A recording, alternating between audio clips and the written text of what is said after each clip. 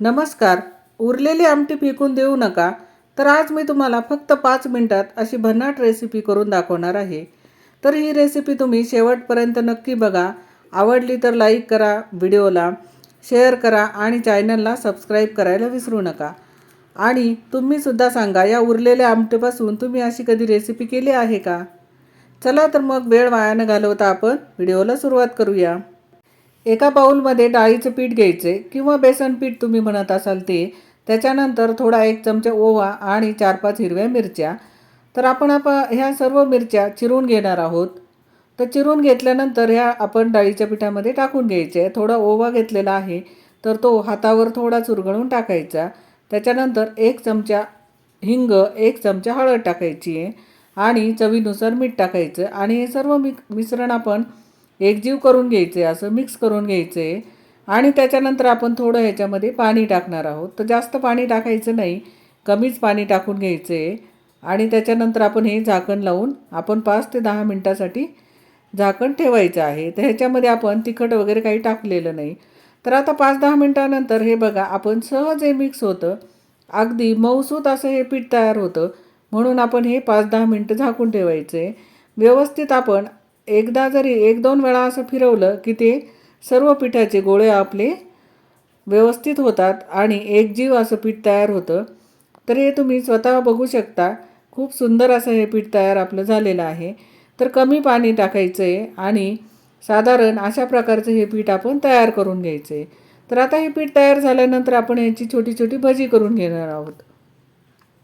तर एक कढई ठेवली मी आणि त्याच्यामध्ये ही भजी करून घेते आहे. तर छोटी छोटी अशी भजी तयार करायची आहे. आणि आता ही भजी मी एका प्लेटमध्ये काढून घेतली आहे. तर तुम्ही बघू शकता, अगदी कुरकुरीत अशी मी छोटी छोटी भजी केलेली आहेत. आणि आता आपण ह्या भज्यांचं काय करायचं बघू.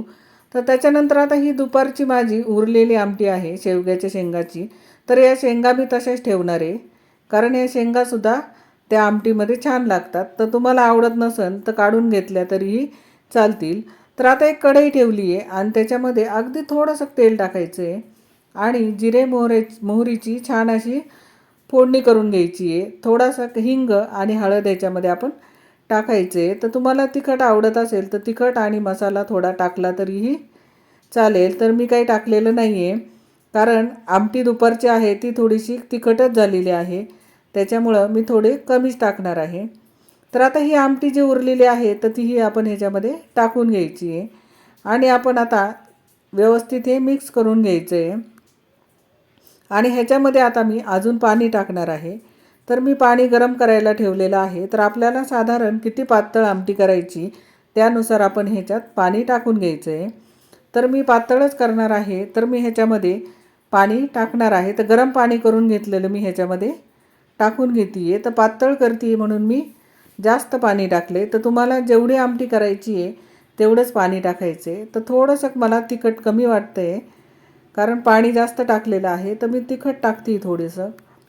आणि आता चवीनुसार थोडंसं मीठ टाकायचं. तर आमटीमध्ये सुद्धा मीठ आहे, त्याच्यामुळं आपण ह्याच्यामध्ये अगदी कमी प्रमाणात मीठ टाकायचं आहे.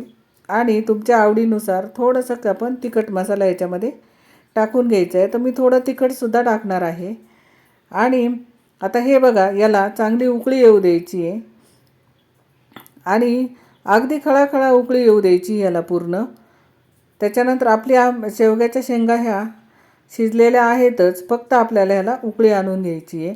तर व्यवस्थित ह्याला उकळी आपण आणलेली आहे. आणि आता पुढे काय करायचं आपण ते बघू.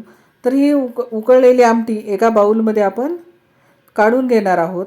तर एका बाऊलमध्ये मी ती आमटी काढून घेतलेली आहे. तर आपण जी छोटी छोटी भजी केलेली आहेत तर ही सर्व ह्याच्यामध्ये टाकून घ्यायची आहे. तर आपण ही जेवायला ज्यावेळेस बसतो त्याच वेळेस आपण ही आमटीमध्ये भजे टाकून घ्यायचे आहेत आणि व्यवस्थित मिक्स करून घ्यायचे. जर अगोदर टाकले तर ती आमटी घट्ट होते. तर तुम्हीसुद्धा असे उरलेल्या आमटीपासून अशी भज्यांची आमटी कधी केली आहे का? आणि केली असेल तर मला तुम्ही नक्की कमेंटमध्ये सांगा. आणि तुम्हाला व्हिडिओ आवडला असेल तर लाईक, शेअर आणि सबस्क्राईब करायला विसरू नका. धन्यवाद.